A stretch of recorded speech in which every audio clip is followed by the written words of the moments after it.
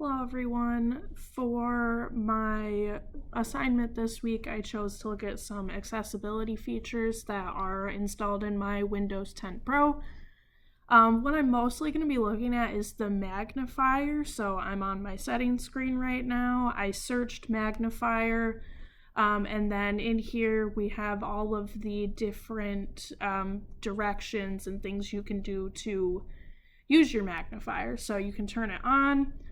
Right here you can turn it on by using the Windows logo key and plus, and you can use Windows plus escape to turn it off. So you can manually change the zoom level right here, right, which I'm not going to look at right now. You can change the increments by which it zooms in by, so right now it's at 100%, but you can make that smaller or bigger depending on what you want it to change by.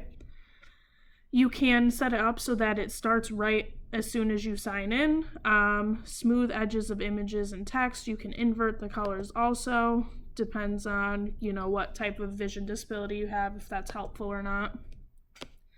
You can change the magnifier view. So full screen, lens, docked. I'm going to keep it at full screen for now because I think that's the easiest to see how it works. You can have it follow your mouse pointer, the keyboard focus, your text cursor, or your narrator cursor. And then the mouse pointer stays within the edges of the screen, and then you can keep the text cursor centered or also within the edges.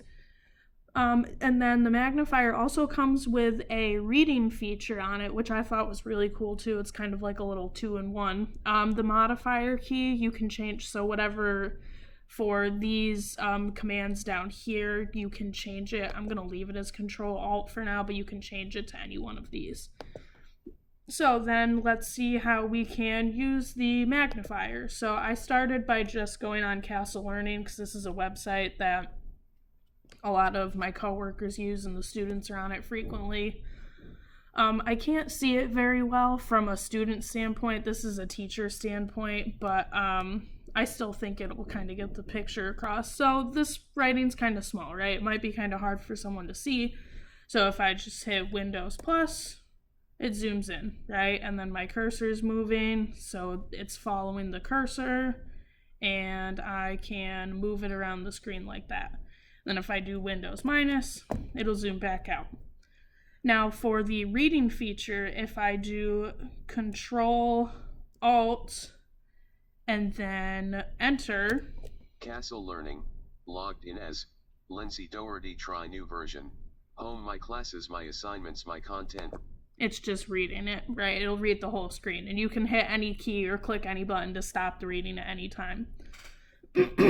What you can also do with the screen reader, though, is you can put your cursor where you want it to start reading from, and then you can do Control-Alt left click. Base your answer to this question on the passage below and on your knowledge of social studies. And it'll read from where you clicked, which I think is nice because it avoids having to read all of these other little things that it doesn't have to read. So the magnifying feature would be really good for students that have vision problems such as glaucoma, cataracts, and diabetic retinopathy, so they could zoom in and read it easier. And then the reading feature would help students that have hearing loss. I also opened up Delta Math because this is something I use frequently with my students, and I wanted to see if it would work on here. So the zoom feature obviously works. That's not really an issue. What I did find, unfortunately, though, was that the reading feature didn't work super well. Like, I can use it here. It did work earlier, I guess. I'm finding that it's not working very well on this website. So these features would be good for, they would be good for assignments that have a lot of reading involved in classes, like this is for global. It would probably also work well for other English classes. Completely. Okay, that just worked. It was a little late. But I found that for math, like this website that I use, it will read the words, but it won't read the phrases part. So that is a bit of a downside to it for myself. But overall, I thought that it was very interesting, and I thought it was relatively easy to use, so I like it for that reason. And that's all I have. Thank you.